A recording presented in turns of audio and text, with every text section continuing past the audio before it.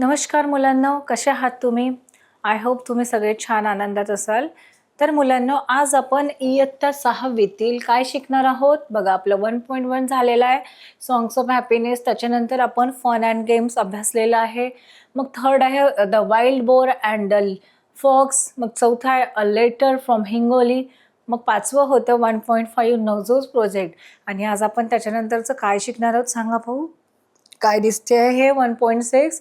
तो 1.6 आहे grandpa tails a story. काय आहे आपलं 1.6? Grandpa tails a story. आता बघा, ग्रँडपा म्हणजे काय असतात? आपले आजोबा. ठीक आहे, आपले आजी आजोबा असतात. ग्रँडमदर, ग्रँडफादर आपण बोलतो.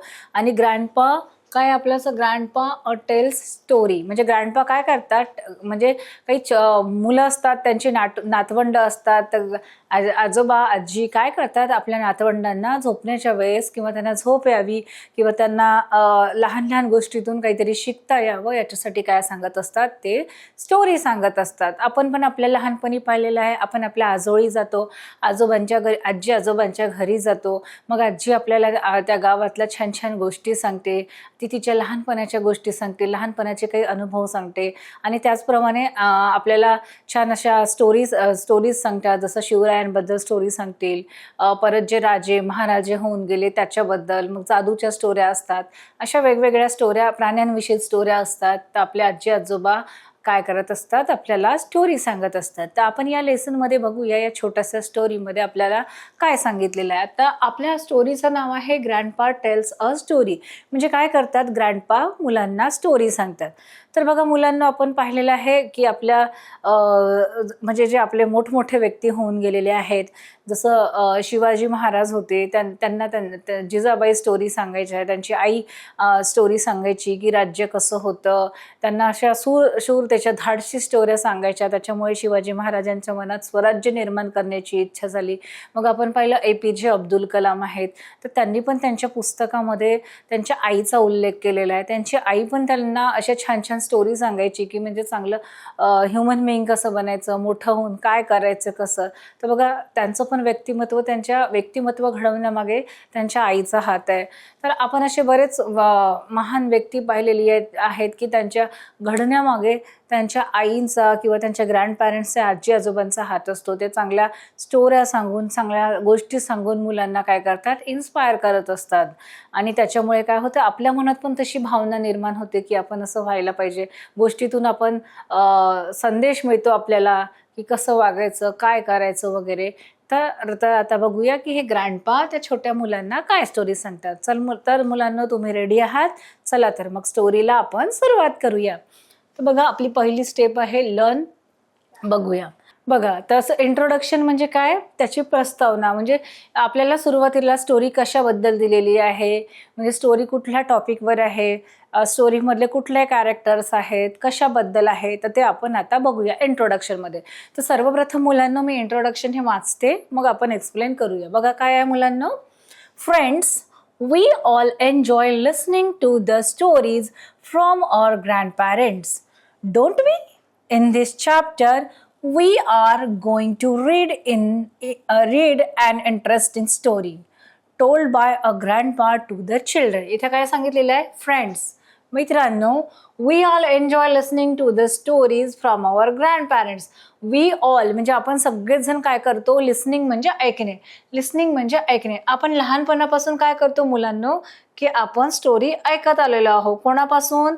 आपल्या आजी आजोबांपासून. ठीक आहे. Friends, we are enjoy, listening म्हणजे ऐकणे, listening to the stories from our ग्रँडपॅरेंट्स.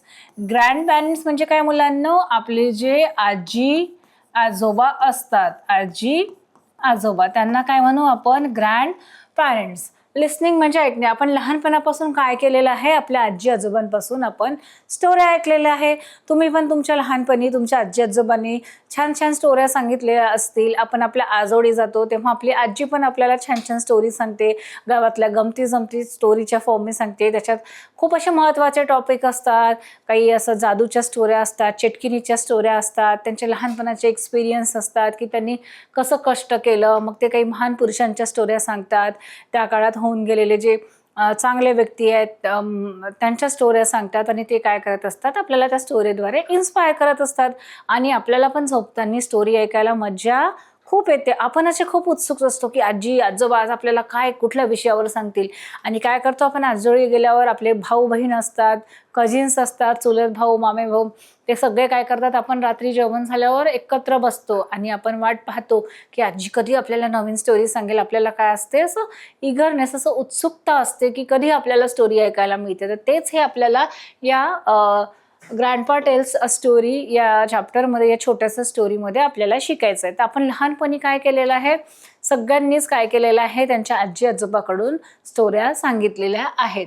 Don't we in this chapter we are going to read an interesting story. आपला जो चॅप्टर आहे कुठला आहे सांगा पाहू. आपल्या चॅप्टरचं नाम ग्रँडपा टेल्स अ स्टोरी. काय आहे, ग्रँडपा टेल्स अ स्टोरी. तर या चॅप्टरमध्ये एक इंटरेस्टिंग अशी इंटरेस्टिंग स्टोरी दिलेली आहे, told by a grandpa to the children. तर याच्यात काय असतं की जे ग्रँडपा असतात, ग्रँडपा म्हणजे आजोबा, आजोबा कोणाला गोष्टी सांगतात, मुलांना गोष्टी सांगतात. तर हे आपण या स्टोरीमध्ये आज शिकणार आहोत. तर चला बघूया काय दिलेलं आहे. हे आपलं इंट्रोडक्शन झालं की कशाविषयी स्टोरी आहे.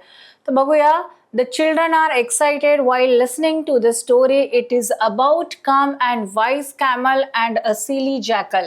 Let us see how the camel teaches a lesson to the jackal. तर बघा इथे काय दिलेलं आहे दुसऱ्या पॉइंटमध्ये, the children are excited. The children are excited. Children काय आहेत, म्हणजे जे छोटे मुलं आहेत ते काय आहेत, खूप उत्सुक आहेत. एक्साइटेड म्हणजे उत्सुक असणे. एक्साइटेडचा मीनिंग काय असतो, उत्सुक असणे. The children म्हणजे मुले. The children are excited while listening to the story. म्हणजे मुलं काय आहेत, खूप उत्सुक आहेत. कशाला, की स्टोरी ऐकायला. स्टोरी म्हणजे गोष्ट ऐकायला उत्सुक आहे. इट इज अबाउट काम and wise camel. It is about, मुलांनो ग्रँडपा टेल्स अ स्टोरी. कुठली स्टोरी सांगतात, स्टोरीमध्ये कुठले कुठले कॅरेक्टर आहेत सांगा पाहू. तर कुठली स्टोरी आहे, कोणत्या लोकांबद्दल ती स्टोरी आहे, की ॲनिमल्स बद्दल आहे, बघूया आपण. इट इज अबाउट अ काम अँड वाईज कॅमल. दोन कॅरेक्टर आहेत, अँड अ सिली जॅकल. तर बघा या स्टोरीमध्ये दोन कॅरेक्टर आहेत. कोण कोण, कॅमल. एक पहिला कुठला आहे, कॅमल, आणि दुसरं कुठलं आहे, जॅकल. ठीक आहे. तर मुलांना कॅमल म्हणजे काय, कॅमल म्हणजेच उंट. कॅमल म्हणजे उंट आणि जॅकल म्हणजे फॉक्स, किंवा आपण त्याला कोल्हा पण म्हणू. जॅकल म्हणजे कोल्हा. तर बघा हे दोघांविषयी स्टोरी आहे. कोण कोण आहे, कॅमल आणि जॅकल. तर बघा इथे त्यांच्या स्वभावाचे वर्णन पण केलेलं आहे. तर काय सांगितलेलं आहे, it is about a story काम अँड वाईज जॅकल. काम म्हणजे काय, CALM. काम म्हणजे काय, शांत. काम म्हणजे शांत. आणि वाईज म्हणजे हुशार. वाईज म्हणजे हुशार. तर ही अशी स्टोरी आहे, एका कॅमलची, तो काय बिचारा खूप शांत आहे स्वभावाने, आणि वाईज म्हणजे खूप हुशार पण आहे. आणि अँड अ सिली, जॅकल कसं आहे, दुसरा कॅरेक्टर आहे, दुसरं आपलं इथे जॅकल. तर जॅकल काय आहे, सिली, SILLY. सिली म्हणजे जॅकल काय आहे, मूर्ख आहे. तर आपल्याला ही स्टोरी ग्रँडपा जे मुलांना स्टोरी सांगत आहे, तर ती कोणाबद्दल आहे, एक कॅमल आहे आणि दुसरा आहे जॅकल. तर बघा जॅकल काय आहे, सिली आहे, म्हणजे तो मूर्ख आहे.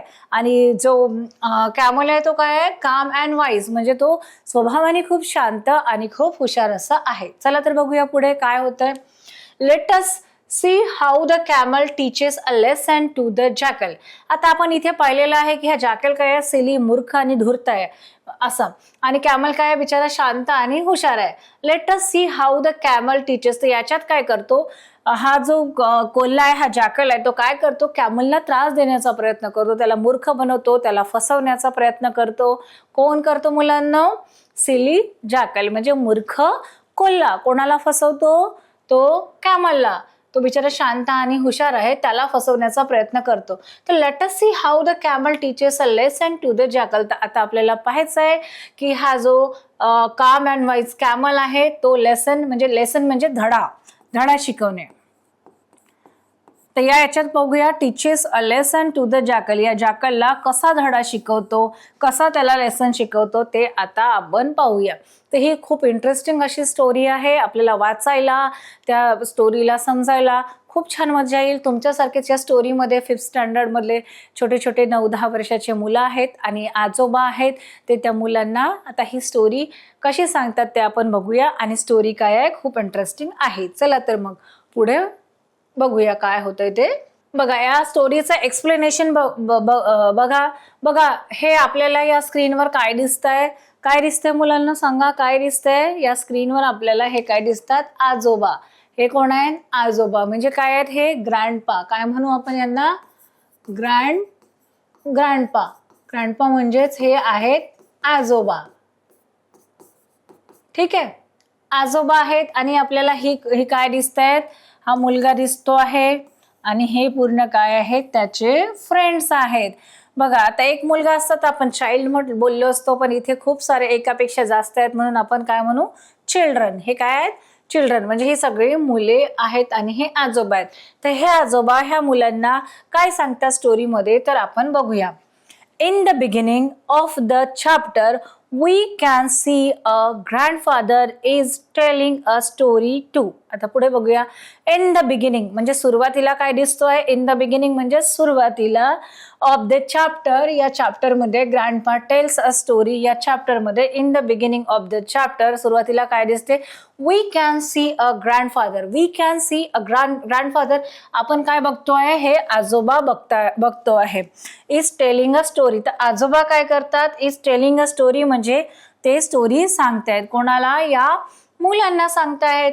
हे मुलं आहेत, आजोबा आहेत, आता मुलांना स्टोरी सांगतात. मुलांच्या चेहऱ्यावर पण बघा किती सुंदर स्माइल आहे. दिसते तुम्हाला? मुलं असे हॅप्पी आहेत. आजोबा आता आपल्याला स्टोरी सांगतील. बघा मुलं किती हुशार आहेत.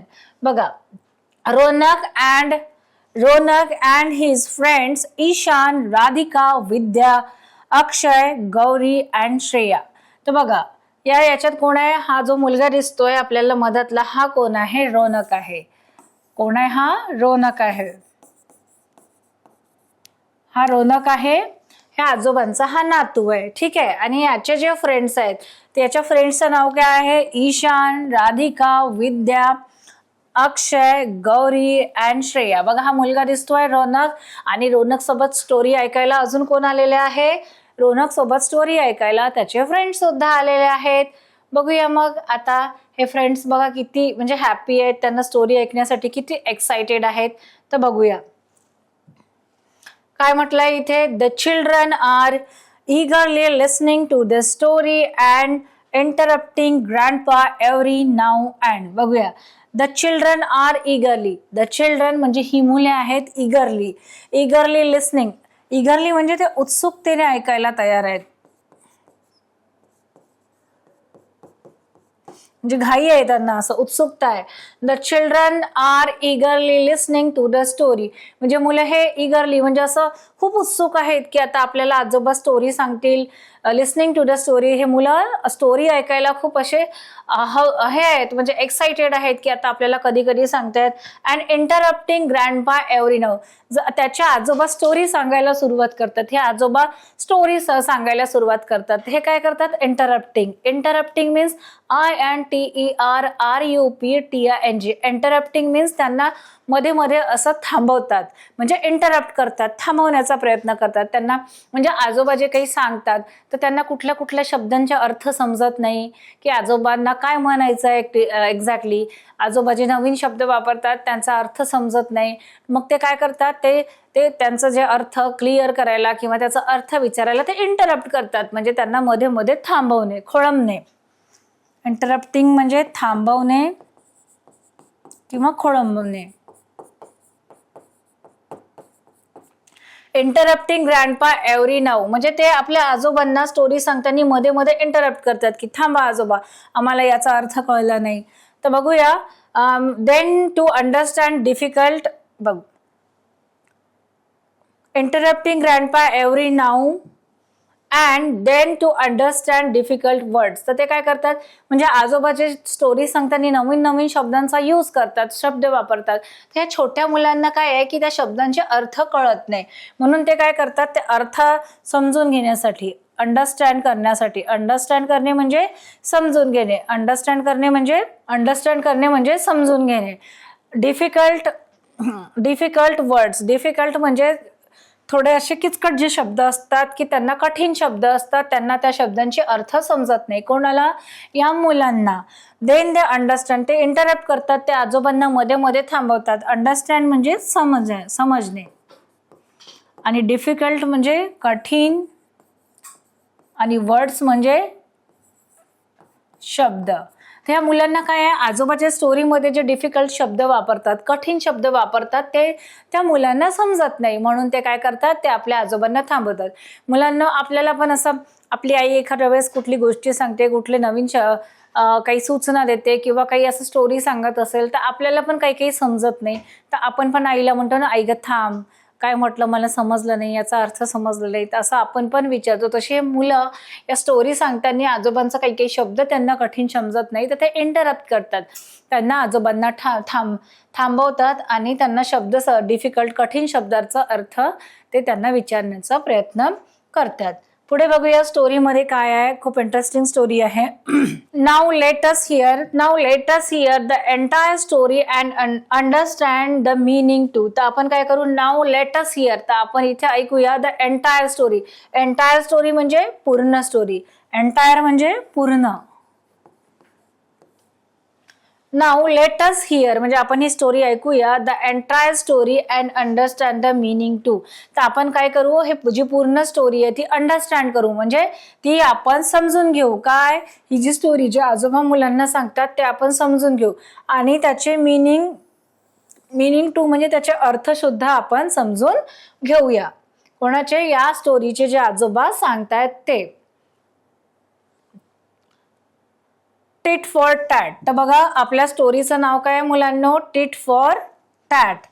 म्हणजे ही स्टोरी काय आहे, ग्रँडपा टेल्सचा स्टोरी सांगतात, पण स्टोरीचं हेडिंग काय आहे, टिट फॉर टॅट. काय आहे, tit for tat. Tit for tat म्हणजे जशास तसे. टिट फॉर टॅट, हे बघा स्टोरीचं नाव काय आहे, टिट फॉर स्टोरीचं नाव आहे tit for tat. Tit for tat म्हणजे जशास तसे. याचा अर्थ काय होतो, जशास तसे. तर बघा आपल्याला स्क्रीनवर काय दिसतो आहे, पिक्चर दिसतो आहे, हा बघा, हा आहे कॅमल. हा कोण आहे, कॅमल. कोण आहे, कॅमल. आणि हा काय आहे, जॅकल. हा काय आहे, जॅकल, फॉक्स. ठीक आहे. तर ही नेव्हर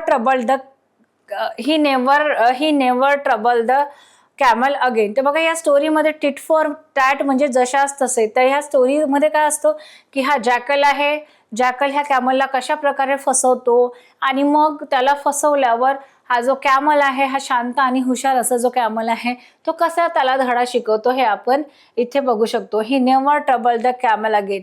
तर हा जो धडा शिकवतो कोण, कॅमल, त्याला टिट फॉर टॅट म्हणजे जशास तसे. हा जसा वागतो हा त्याच्याच उत्तर तशा पद्धतीने देतो. तर मग काय होतं, ही never trouble the camel again. तर काय होईल, याच्यानंतर हा धडा शिकवतो होता कॅमल, त्याला कधीच असं त्रास देणार नाही.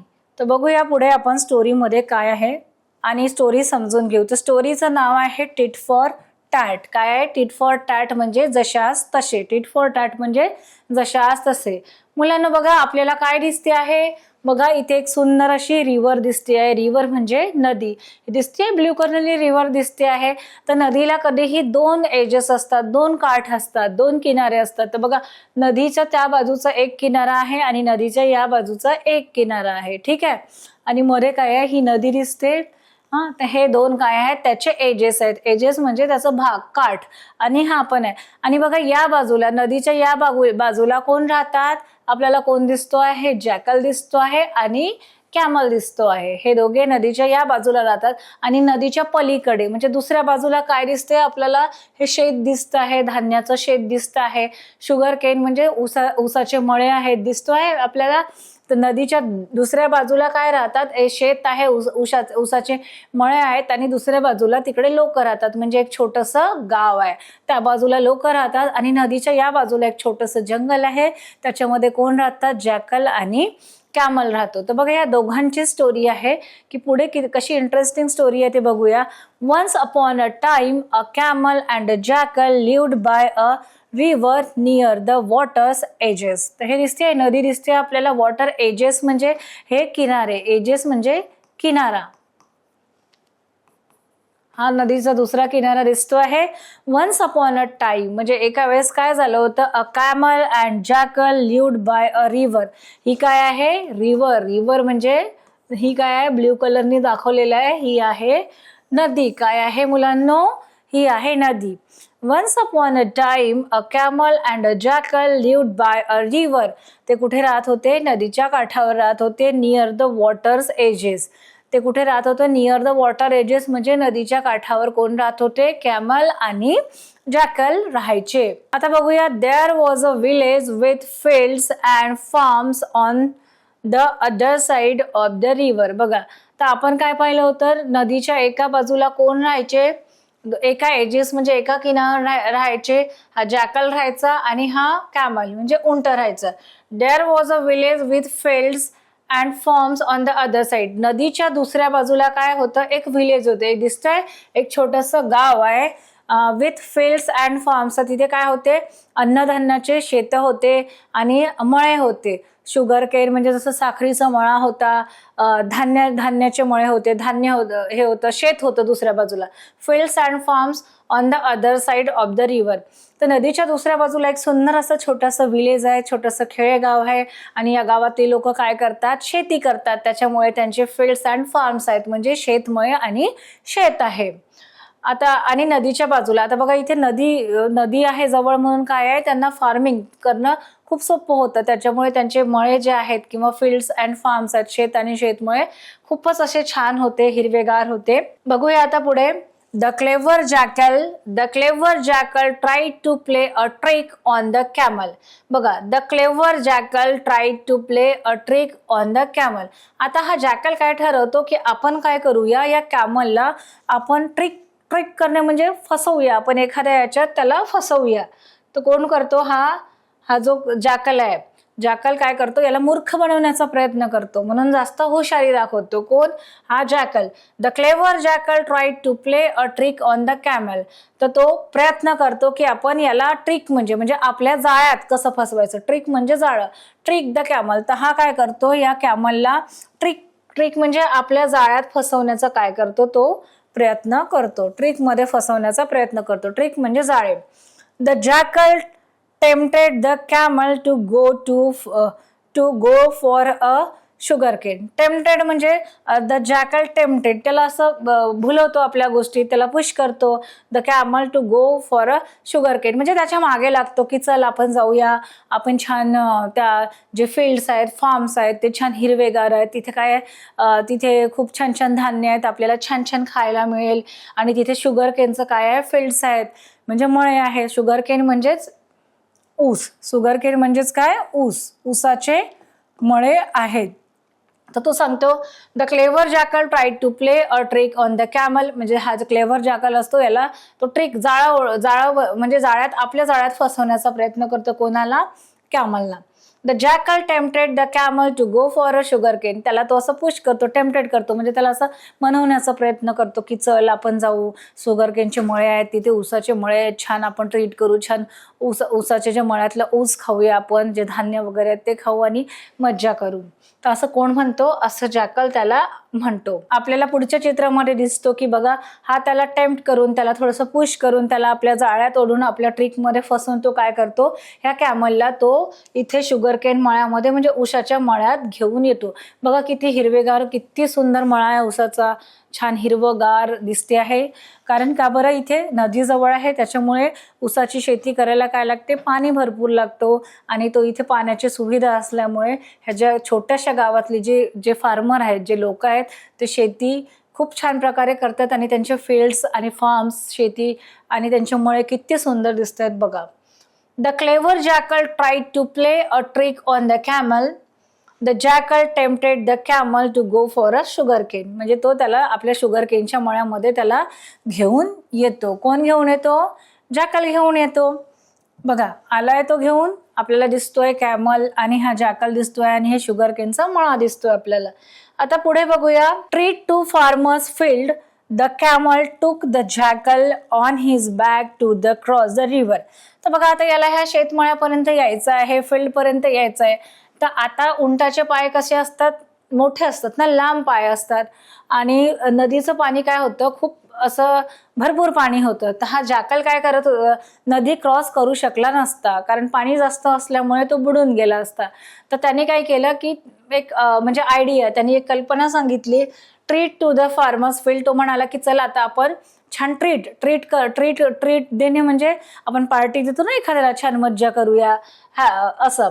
तर बघा, the camel took the jackal, मग बिचारा कॅमल त्याच्या गोष्टींमध्ये येऊन जातो आणि याला आपल्या पाठीवर बसवतो, याला जॅकलला आपल्या पाठीवर बसवतो. The camel took the jackal on his back to cross the river.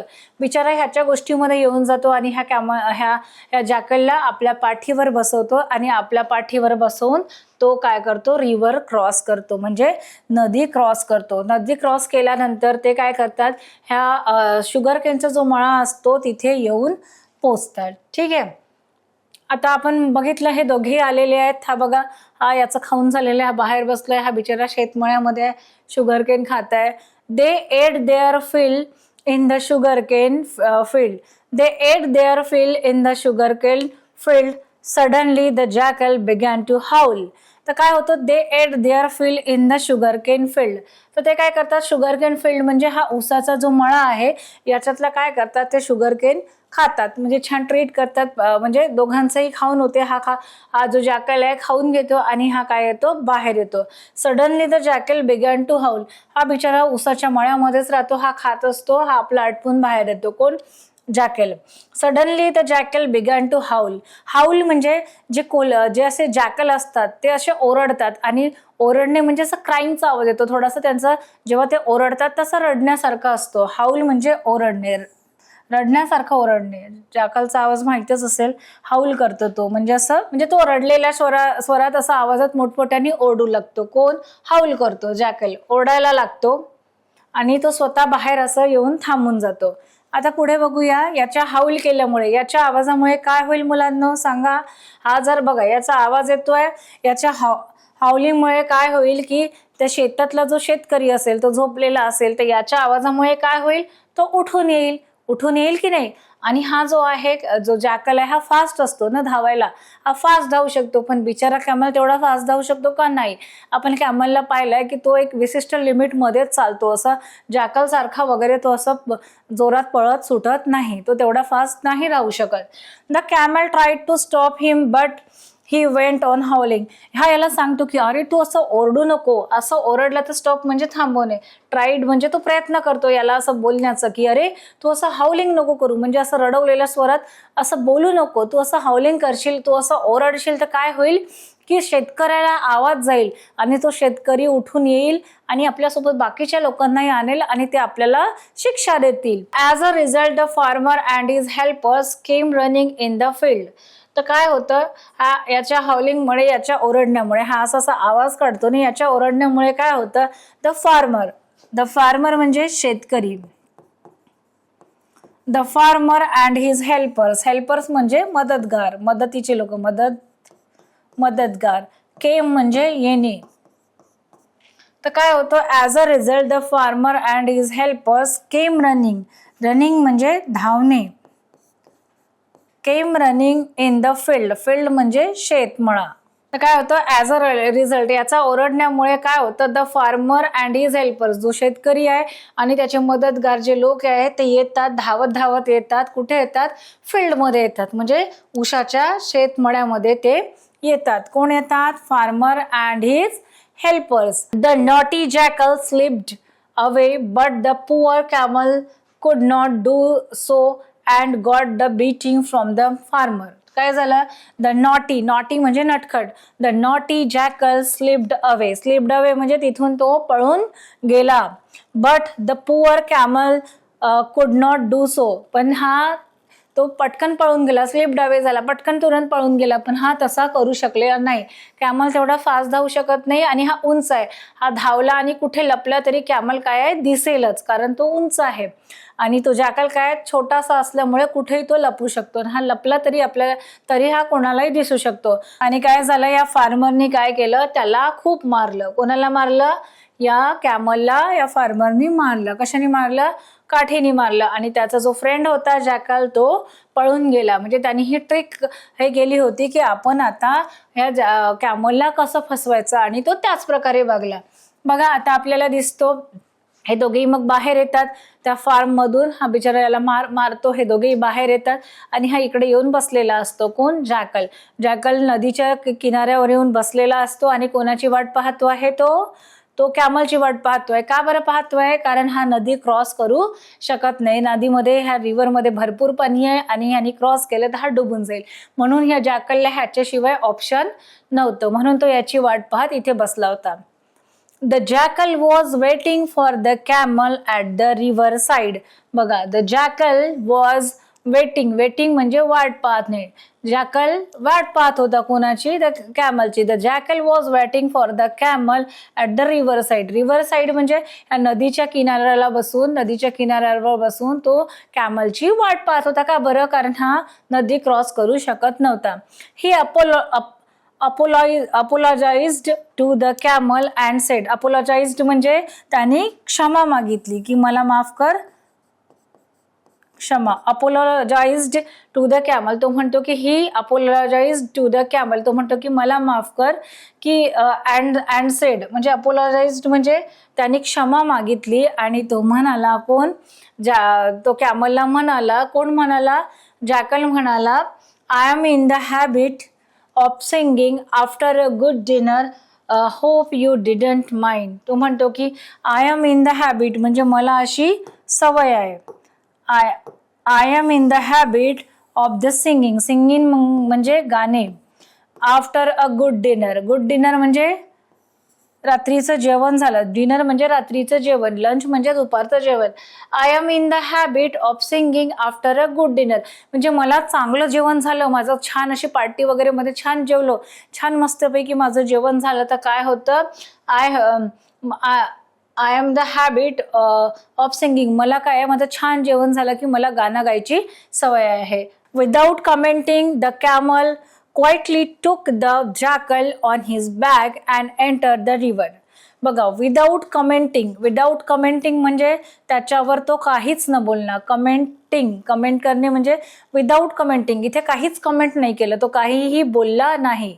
Comment करणे म्हणजे बोलणे. आपली प्रतिक्रिया दिली. प्रतिक्रिया. कमेंटिंग म्हणजे प्रतिक्रिया. विदाउट म्हणजे काहीही प्रतिक्रिया न देता the camel quietly took the jackal. The camel quietly म्हणजे शांतपणे. काय झालं? द कॅमल क्वाइटली टुक म्हणजे आपल्या पाठीवर बसवलं. Took the jackal on his back म्हणजे त्यांनी काहीही न बोलता याला आपल्या जॅकलला आपल्या पाठीवर बसवलं. अँड एंटर्ड द रिव्हर आणि तो कुठे गेला? या नदीच्या पाण्यामध्ये त्याने एंटर्ड केलं म्हणजे प्रवेश केलं. बिचारा शांतपणे चालायला लागला. कोण चालायला लागला? हा आपला camel. The water was very deep in the middle of the river म्हणजे जेव्हा ते नदीच्या मध्यभागी आले. रिव्हर म्हणजे नदीच्या मध्यभागी आले तर इथे पाणी काय होता? इथे डीप म्हणजे खूप खोल असणे. डीप म्हणजे खोल असणे. तर इथे काय होतं? हे जे नदीचं पाणी होतं खूप डीप होतं म्हणजे खूप खोल होतं. Suddenly the camel began to take a dip in the river. तर काय केलं? सडनली म्हणजे अचानकपणे.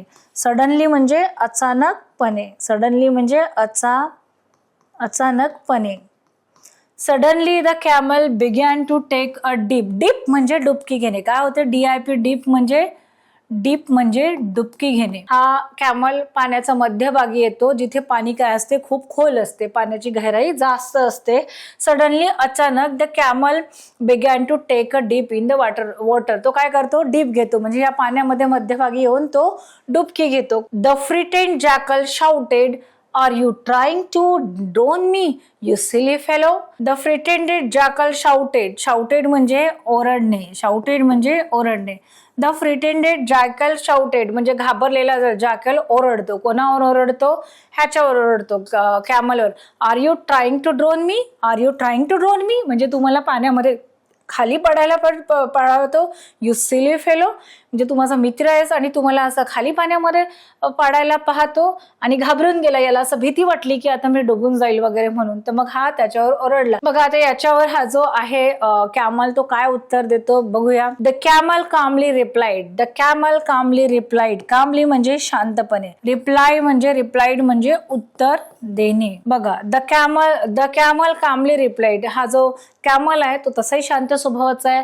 तो न चिडता ह्या जॅकलला शांतपणे उत्तर देतो. नो ब्रदर, नो ब्रदर म्हणजे नाही भावा. I am in the habit of taking a dip in the river after a good meal.